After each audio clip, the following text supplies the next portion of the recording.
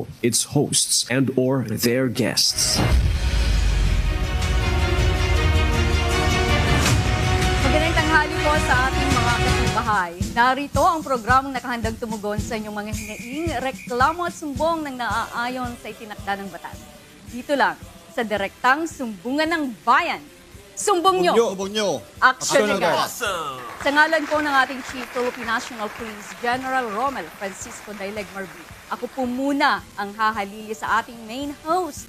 Ako po ang inyong tagapag-ugnay at ang inyong tagapagbalita, NUP Marie Cris Delavin of Police Community Affairs and Development Group.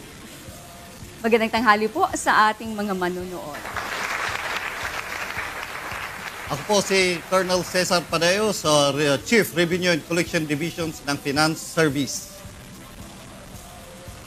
At ako naman po ang inyong panyerong pulis, Police Lieutenant Colonel Edgard Cuanan Jr., Servicing Legal Officer ng Police Community Affairs and Development Group.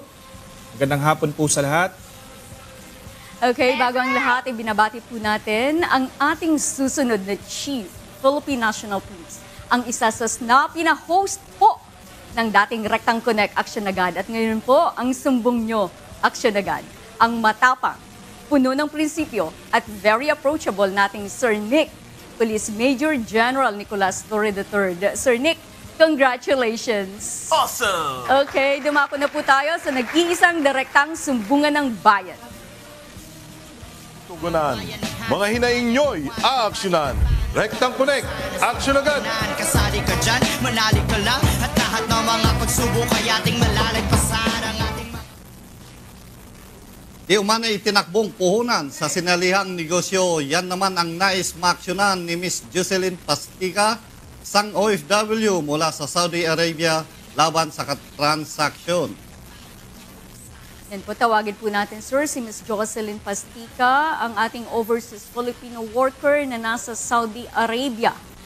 Ms. Pastica, magandang hapon po. Jocelyn, baka nakamute lang. Yes, ma'am. Hello? Hello, ma'am. Ma'am, camera off po ako. Naka-duty po kasi ako.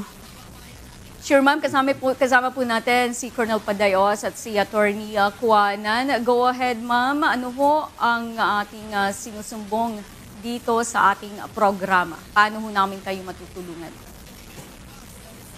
About po kay Sir Mark Anthony Amoroso.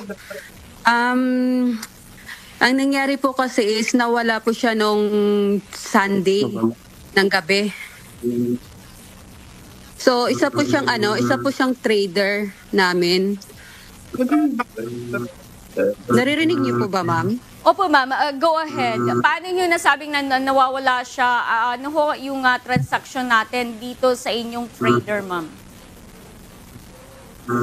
Ano po kasi dyan, ma'am, marami po kaming OFW talaga. Isang group po kami.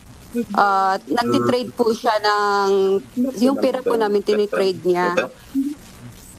Tapos ang nangyari po, ma'am, nung Sunday po, hinatid niya po yung asawa niya sa Caloocan daw. Nung bumalik po siya ng gabi sa Baguio, sabi niya, paakyat siya. So nag-asa po sa akin ng pera na 32,000. Yun po yung last na bigay ko sa kanya. Sa pangalan po ng asawa niya, nakapasok yung pera.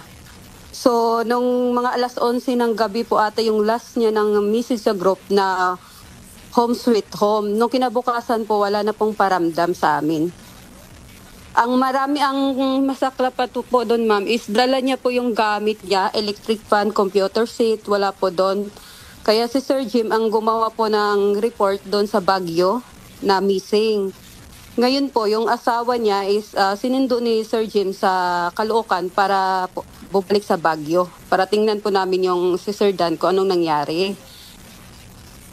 Ang nangyari po is parang binaliktad pa po si Sir Jim ng asawa na i-complain daw po siya na hinaharas po siya or dinidetain. Hindi po siya dinidetain kasi po doon po nangungupahan si Amy Jane. So ngayon po yung pera na dala ni Sir Dan na si Mark Anthony is 30 million. 30 million, wow, napakalaking pera, Sir Padayos. Ang sa akin po, ma'am, 1 million po na dapat na ibalik niya po sa akin yon kasi nakatransact po yun kay Amy Jane. Ngayon po si MEG nandun po sa office namin.